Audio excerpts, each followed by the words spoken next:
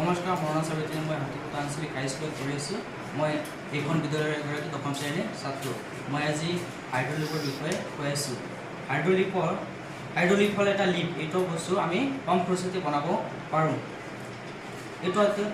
ইয়াৰ ব্যৱহাৰসমূহ হ'ল, ইয়াৰ দ্বাৰা আমি গাড়ী তলৰ পৰা ওপৰলৈ লৈ যাব পাৰোঁ আৰু ইয়াৰ JCB মাটি খন্দোতে ব্যৱহাৰ কৰিব পাৰোঁ।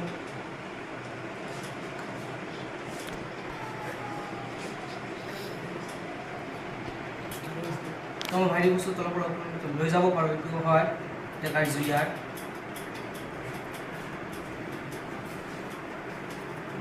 এটা আমি গাড়ীত ব্যৱহাৰ কৰিব পাৰোঁ। দেখুৱাই দিয়া। ইয়াৰ প্ৰচেছটো হ'ল,